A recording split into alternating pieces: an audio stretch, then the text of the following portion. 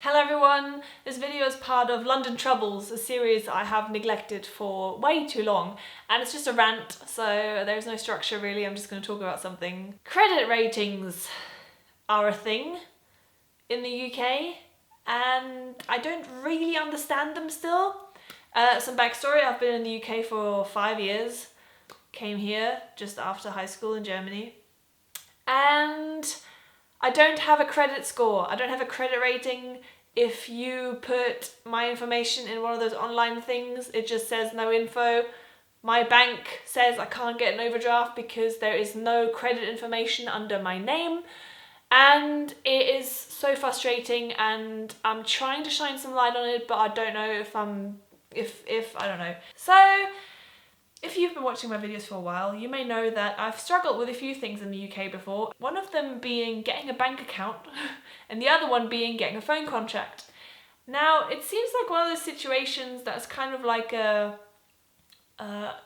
vicious circle, because I need a credit rating to get contracts, but I would have to get a contract to get a credit rating, so I don't know how to break out of it. Now, if you're just sitting there and wondering, like, what's she talking about? I wish I knew. Basically, in the UK, everyone gets a credit score if there is information, basically. So if you're from Germany like me, what we have is the Schufa. So as far as I understand it, you basically automatically, just when you start adult life, you just start with a clean slate, right? Like, you don't have any Schufa-Einträge because you haven't had any contracts in your name unless you got a phone contract really young, generally. You just don't have any contracts until you're 18 because you don't make contracts until you're 18, right? So if you're 18 and you want to get a phone contract, you get one because there is no negative entries about you because you've never done anything wrong, right? I got a phone contract when I was 18. All I had to do was give them my bank details and they set it up, and there was no checks or anything. They just did it.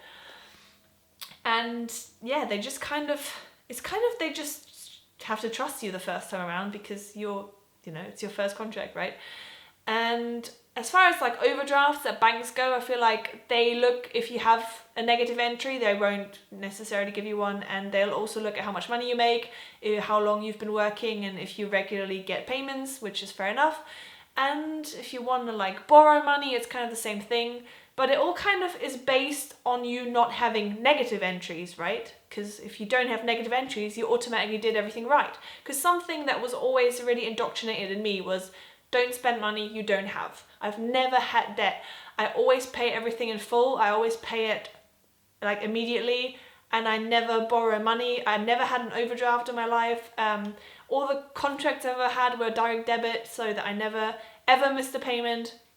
I'm 100% good with this stuff. I'm really good with money. Say what you want about me, I'm good with money. So when I came to the UK, I was quite confident that it'd be easy. So again, couldn't get a phone contract because I didn't have a credit score.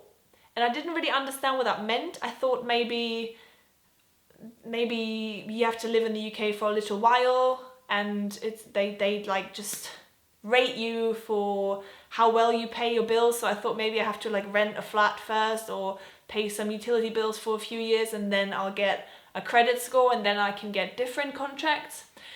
But I had to learn quite quickly that that's not really how it works, because this is my third flat where I'm the lead tenant, and I've been paying, like, I had my name on the council tax bills, the gas bills, the electricity bills, water bills for over 3 years. So in my first 2 flats, I wasn't the lead tenant, so my name wasn't really on stuff.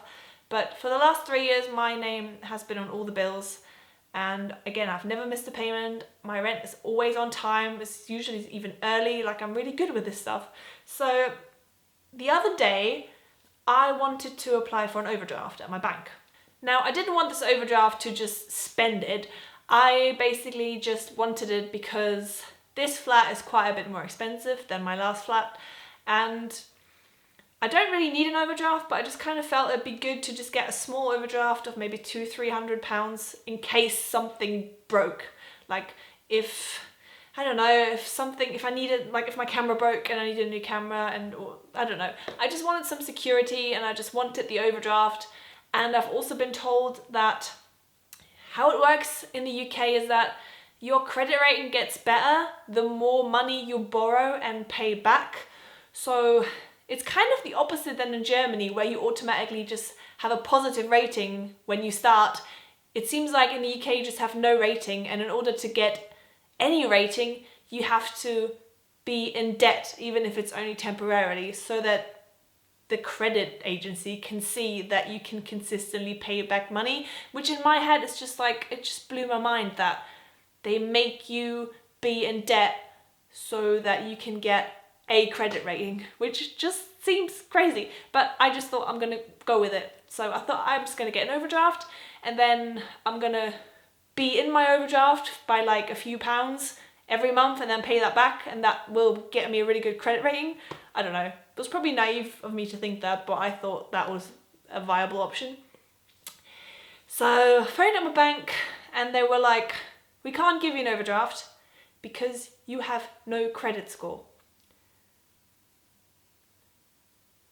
I was like, what do you mean I don't have a credit score? They're like, there is literally no information about you at all. It's like you haven't ever even been in the UK. And I'm like, how does this whole thing work then? Because again, I've been on all my bills, I've been paying everything, I'm so good at this. Like, money is the one thing I'm good at, and I have no credit rating. So obviously, this kind of explains everything, why I couldn't get a phone contract, because I didn't have a credit rating, so they didn't give me one. But then obviously now I'm in the situation where I don't know, how do I get a credit rating? Because in order to get a credit rating, I have to make debt, but I can't make debt because I don't have a credit rating. So what I did is I bought something on finance.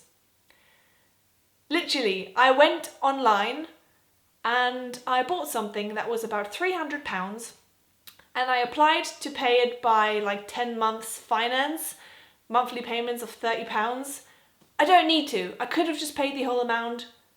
I don't really want to pay on finance, but I've been told that that is a good way of getting a credit rating.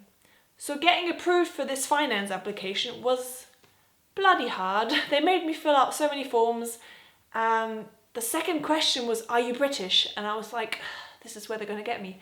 But luckily, after about 2 weeks of phoning back and forth with this company, I've been approved for this finance, and I can't believe it. And I hope that it will do something about me not having a credit rating. So I've been told if I pay this off every month and I don't miss a payment, that I should automatically have a credit rating afterwards. But everyone then said, oh, it doesn't necessarily have to be that good. And no one can really explain to me how the credit rating thing works.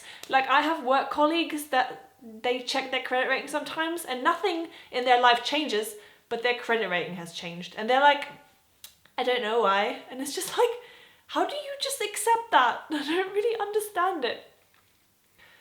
So yeah, now I'm paying something off on finance, and I've also been told that the next thing I should do is get a credit card and just kind of go over the limit a few times. So I've been told to get a credit card and just start paying things with my credit card, even though I don't need to.